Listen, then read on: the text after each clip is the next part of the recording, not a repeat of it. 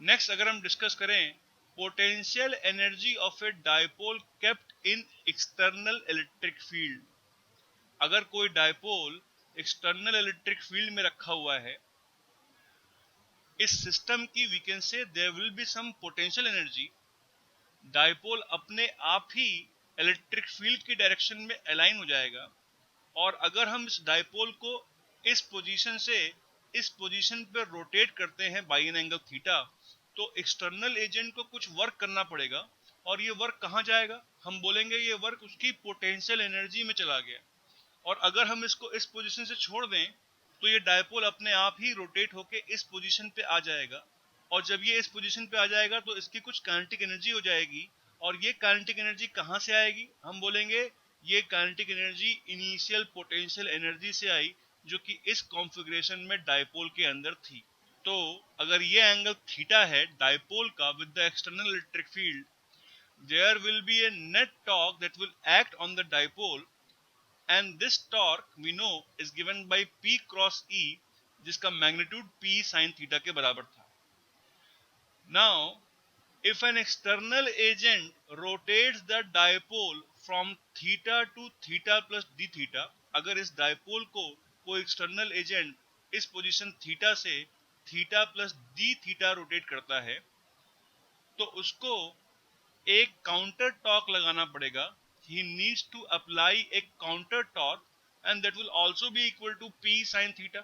thus अगर वो इसको थीटा से theta plus D theta angle rotate करेगा, he needs to do an work dw equals to tau into d theta, और ये वर्क कहाँ चला जाएगा, हम बोलेंगे ये वर्क इस डायपोल की पोटेंशियल एनर्जी में चला गया, and this amount of work done will be equal to the change in potential energy of this system, and therefore the total work done to rotate the dipole from theta 1 to theta 2 अगर मुझे निकालना है तो मुझे इस dw का integral करना पड़ेगा टोटल वर्क डन निकालने के लिए।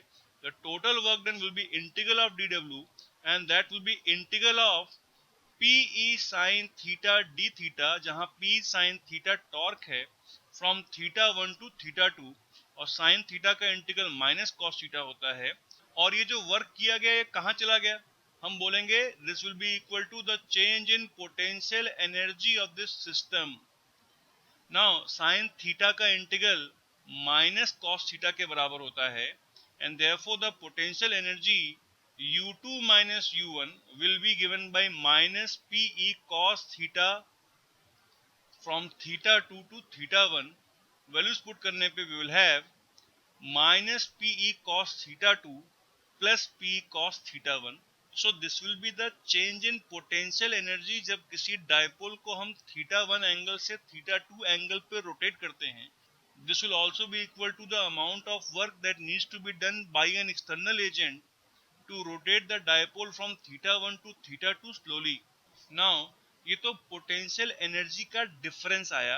अगर हमें किसी एंगल थीटा पर पोटेंशियल का फॉर्मूला डिराइव करना है, इट विल बी कन्वीनियंट कि हम बोल दें कि जब थीटा 1 90 डिग्री के बराबर है उस समय पे पोटेंशियल एनर्जी जीरो बोल दें। इसका फायदा ये होगा कि पोटेंशियल एनर्जी की जो एक्सप्रेशन आएगी बहुत सिंपल एक्सप्रेशन आएगी। वैसे भी इससे कोई फर्क नहीं पड़ता कि पोटेंशियल एनर्जी की क्या वैल्यू है, it is always the difference of potential energy which is important in any problem.